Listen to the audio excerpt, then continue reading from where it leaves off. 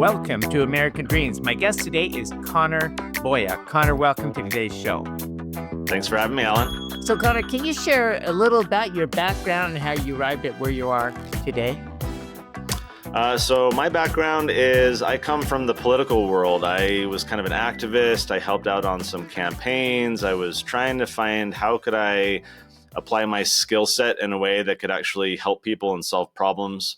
And so I kind of came at it through the political world. I started a think tank. But along the way, I started writing books and moving much more into the education side, especially for families, creating a lot of material to teach kids, to empower the rising generation. And so a large part of my focus now is in that direction, the more kind of family facing side. But it started initially with like, look, I'm good at marketing. I'm good at like web design. I'm good at writing and communication. How do I take those skills and use them in a way that can actually be beneficial? I started my profession as a web developer. I just built websites for a living, but I didn't really feel a lot of like purpose and soul in that. And so through politics and then later through the educational work, I've kind of finally, I guess, found my home where all those skills that I've been able to develop, I can bring to bear to actually do some good in the world. All right. So more specifically then, if you're diving down, how did the Veritas Network come about? So in 2011, I started at the time what was the think tank. It was just Libertas Institute. And at the time, it was focused just on my home state, Utah. And we were doing a lot of legal reform and trying to solve problems for entrepreneurs and families that were just dealing with a lot of regulations and a lot of restrictions, trying to unleash them from not having those restrictions in their life so that they could go build their business or do what they wanted. And along the way, as building this think tank, I started writing the children's books, the Tuttle Twins, and that started gaining a lot of traction. We launched another project called the Children's Entrepreneur Market, which helps young kids get into entrepreneurship and start an actual business. And a few years into all this, it was kind of growing pains, I guess you can say, where we had this think tank, but coming out of the think tank, we had these very now large national programs that had kind of outgrown the think tank that birthed them. And so last year, actually, we rebranded to what is now called Libertas Network, which is kind of this association of all these different initiatives. So we do have the think tank still, but now we've got, Tuttle Twins, we've got the Children's Entrepreneur Market and many other projects that are helping families, all kind of sister companies within the umbrella organization. It's all structured under a nonprofit, but now all these sister projects can kind of interweave with one another. For example, a kid who launches a business with us might start reading our Tuttle Twins books, or later might go through our Praxis program, which helps them get a job without needing a college degree. And so they can move between all these different programs that we're doing. So that's only been within the last year where we realized, all right, we've got all these big national programs. We need to better position ourselves to make clear to donors, to make clear to families who we are and what we have to offer beyond how we got started a decade ago. Still paying homage to the fact that here's where we came from, but realizing that we've grown along the way and there's a lot of appetite for what we have to offer in the market. So we just had to reposition ourselves a little bit. Connor, why do you think so many entrepreneurs struggle with school? Well, I'll speak from personal experience. I really struggled to care about tests and memorization and regurgitation. I wanted to focus on what I wanted to focus on and what I was curious about. I think entrepreneurs by their nature like to break the rules a little bit. They like to, be the cow that's kind of poking at the fence to see where the weak spots are and can I get out of here?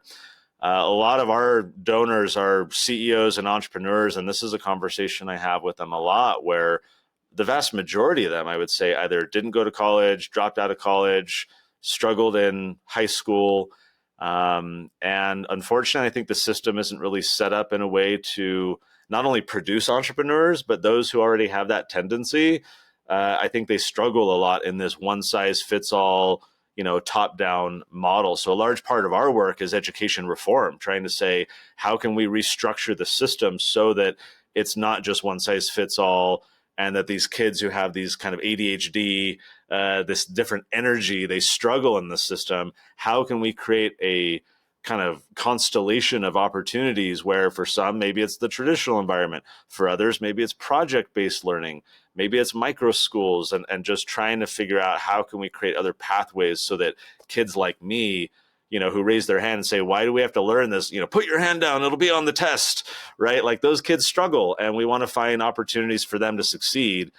Which is why a large part of our work is over on the education reform side, because there's a lot of opportunity there to create these kind of alternative education models that can be more conducive to kids who have different interests and personalities. So is the American dream still alive for today's young entrepreneur? And if so, what does it look like compared to previous generations? So, American dream is something that might be a little subjective. I think there is kind of a common shared definition, right? You want to be able to support a family and own a home and be able to thrive and be independent. And there's probably a common definition there that we can all agree to. But one challenge that I see, since we work with a lot of young people, is inflation. It's the cost of basic services like education and healthcare. There's a vibe, I would say, in the rising generation that they've been, if you'll, pardon my slight French, they've been screwed over by the boomers. They feel like they've been set up to fail, and that it's impossible for them to thrive in today's economy. I would say that's more a vibe than a reality. If you talk to the boomers, they'll talk about, the interest rates in the 80s and how they were like double digits, and they've had their own economic challenges in the past. So I don't know that it's completely reflective of reality.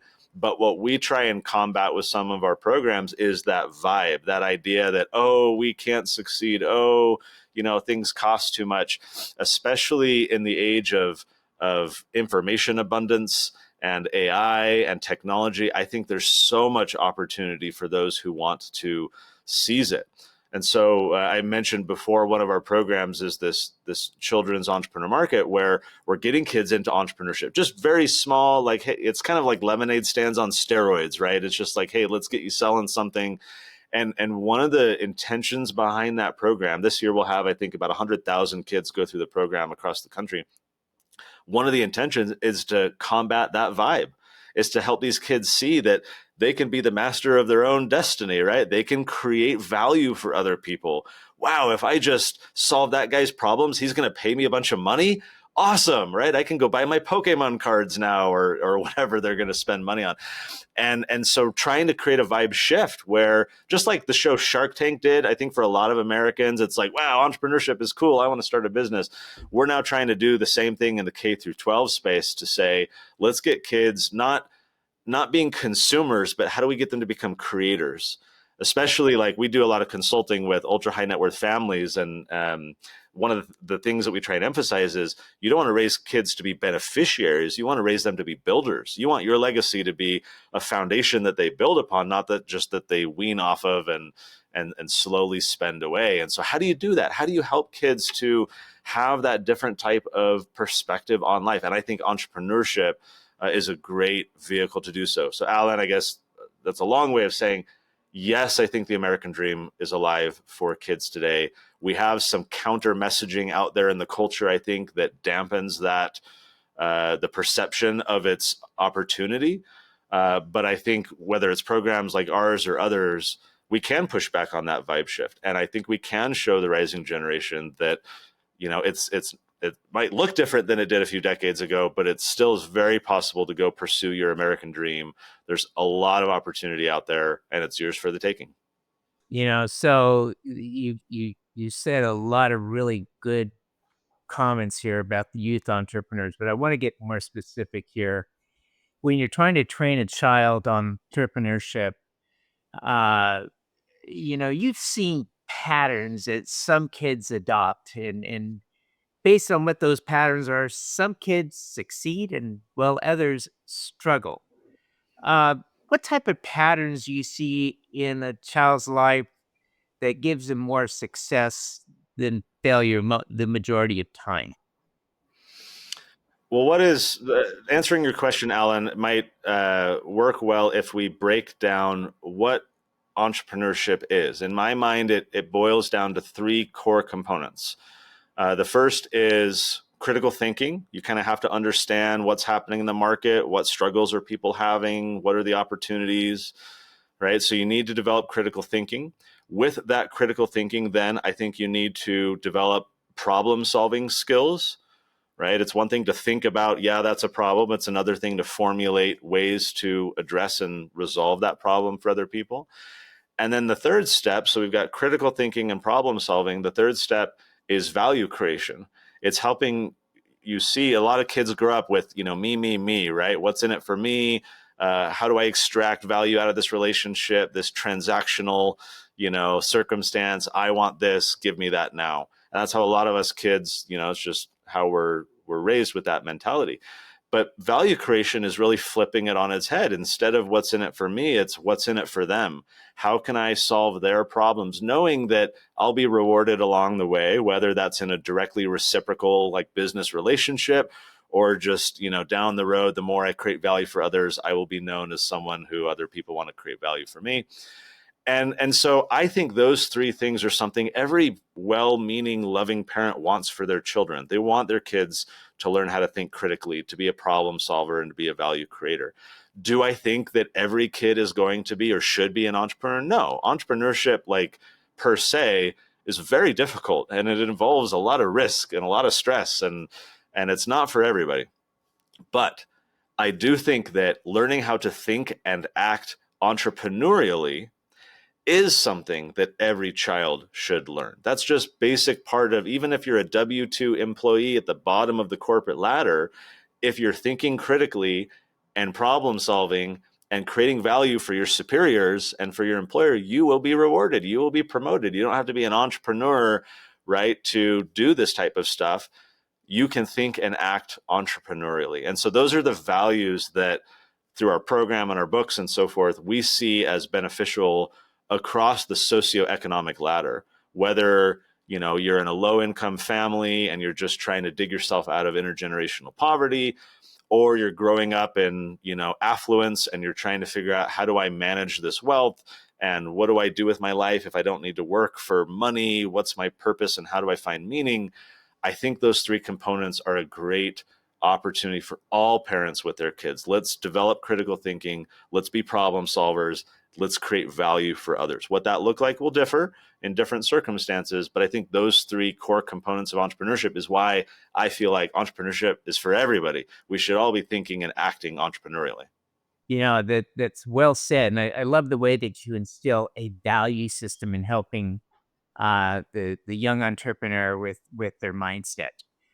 If we move that value system into our American education system, and we say, well, Mhm. let's look at the way that we currently do things versus the way that we would desire to do things into the future. What would a future system look like for entrepreneurship in America? Ooh, that's an enticing question. I'll start with a very brief story. I know a gentleman who was a literal rocket scientist, and he did well in business, retired, and he wanted to teach physics at his grandkids' high school because he wanted to be around his grandkids, and he thought that would be a fun second career and a way to give back. And he was not allowed to do so because he did not have a teaching credential. Right? Here's a guy who has all the knowledge and experience and would be an amazing mentor for these kids with real world experience. And he was disallowed from providing that value because he did not have this, technical certificate that was required of him. So to answer your question, Alan, how do we bring entrepreneurship into the schools? I feel like we need to restructure who are educators. The educators of the rising generation are largely people who went to teacher training colleges and learned how to teach. They're not subject matter experts. They're with exceptions. There's clear exceptions to this, obviously, but generally speaking, especially in like middle school and below, you don't really have people who are deep subject matter experts in what they're talking about. So if we were to restructure the system, I think in part we need to find a way to find, how do we pull in people like Alan who have deep knowledge and expertise, and how do we get you teaching maybe one class a week? How do we get entrepreneurs all over the community giving back by just doing, you see this in universities a lot. The universities are far more flexible. They'll bring in a entrepreneur in residence or someone as an adjunct, professor who doesn't have the technical teaching background, but they have that real world expertise. Why are we waiting until college before we bring that in? How do we do that in a K through 12 environment where, I can go in and I can teach, classic literature, persuasive speaking, or how do we do, so I think that restructuring needs to happen. And then the other part, I think, is I'm a big believer in the free market. I think competition improves outcomes and decreases costs. And the traditional school system doesn't really face much competition. It's a quasi monopoly. Fortunately, you have a number of states right now that are passing laws called education spending accounts. This is true of my state in Utah and a handful of other states, where parents can now take the money that the government was allocating for their child in school, and they can take that money to a private school, a micro school, to a home school. And so it's redirecting the dollars and creating a much more open education economy where you can have different providers coming in who have their different educational philosophies and pedagogies and so forth. And you can create a little bit more competition. I think that's going to be beneficial so that we can have better outcomes than what we've seen in the traditional school system in the past. And so I don't have all the answers. I'm not going to create this utopian, here's what the system should look like. But I do feel like if we introduce competition and open up a marketplace of ideas, then we're going to have far better outcomes for far less costs.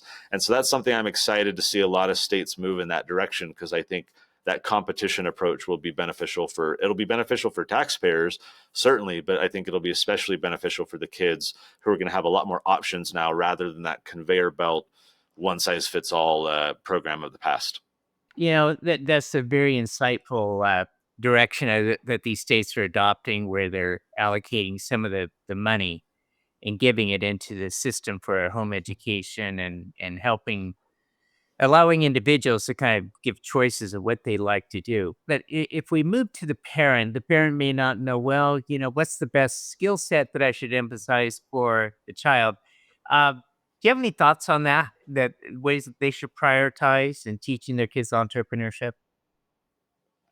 Well, I think the best way to teach is by demonstrating behavior, right? So, to the extent that the parents are themselves entrepreneurial, this can be simple as bring your kid along, to the business, give them little tasks to help out on, let them shadow in different meetings. If you, the parent listening, if you don't feel that you're that right role model for your child, chances are you have someone in your network who is, that goes to your church or is in your neighborhood, or a colleague. And so learning in the past was much more done through apprenticeships. You would apprentice out to a professional. Apprentice your kid out for a day or a week or a month, right? That we call it more job shadowing today. But use people in your network. If you think your kid is interested in, I don't know, being a business owner, then find a business owner that and ask them if your kid can just tag along for a day. I've done this. I know a number of people who do this to kind of mentor and help. They love it. They love kind of introducing kids. And so I'd say use that mentorship, apprenticeship type model of just let them get exposed by osmosis to what other entrepreneurs are doing, and they're going to pick up a lot, right? Beyond that, I would say find little business opportunities that your child or even you as a family can get involved in. I know some families who started a food truck business, not because that's their main gig. It's just a way that they wanted to get their kids involved in business on just a fun little weekend type thing. They'll go to the baseball games, or they'll, set up outside of the park. And it's a fun way that their kids can get spending money and start to learn some of these values. I'll tell you, with our kids markets, the sneaky thing, Alan, that we're doing here is like, if we sat a kid down and said, all right, now it's time to learn budgeting, right? Or let's learn marketing, right? Open your textbook to page 34 and we'll learn about marketing. Super boring, right? Especially for the entrepreneurial types. They want to learn by doing. And so with our kids markets, or if you're doing your own little business or a lemonade stand on your driveway, what happens is you're using the profit motive to get these kids interested, and they learn all kinds of stuff. So at our markets, you got these kids launching little, like I had a girl at a market the other day, she knew the ukulele, and she was teaching lessons for 15 minutes for $5. And she would teach you a little song on the ukulele. Super simple. It was really fun. I paid her $5. I give her a tip. And here's this girl who has a skill, and she's realizing she can create value for other people. I now know a song on the ukulele. But what happened to her? Well, she had to learn how to design her booth. How do I do marketing? Do I stand in front of the booth or behind? How should I design my sign? I need business cards. I need a brochure, right? And she's learning some of these marketing principles. She was starting to do budgeting. I got to figure out, what are my expenses? What's my net revenue? How do I figure out what to reinvest versus, use as spending money? And there's all these lessons of financial literacy and economics and business and marketing and psychology that through entrepreneurship, kids are learning, not because they want to learn those things, but it's because the profit motive is pulling them in to these ideas. They want to earn that spending money. And so of necessity, they're learning all these amazing beneficial business ideas, not because we sat them down in textbook form and instructed them in those ideas. We just threw them in the deep end and said, let's build a little business. So your question, Alan, I think is a great one. Whether the parents themselves have a business, or you just want to start super small and do like a lemonade stand or something at a kids market, is such a great way to get kids not only learning to think critically, problem solve, and create value, but then all those wraparound ideas that you need to learn to be successful in business. If you don't want to bore your kid by learning them on their own abstractly outside of that actual business environment, just get involved, start a little business, do something as a family, create a little family economy together, and your kids are going to learn a ton, way more than they would in any classroom. Connor, is there a website that you can direct the listeners to where they can learn more information about the entrepreneurship programs that you're involved with? Absolutely. So the website for that is kidsmarkets.com. There's an S after each of that. kidsmarkets.com. And when you sign up, so we're in about 1,000 cities this year across the country. One of the important things we offer when you sign up is a curriculum to help support your kids in figuring out, all right, what do I sell? What do I charge it for? What do I charge for it? How do I design my booth? And so we have a curriculum that helps the kids get through all that. You can find all of that at kidsmarkets.com. Connor, appreciate you coming on today's show. It's been very, very insightful. Thanks for having me, Alan.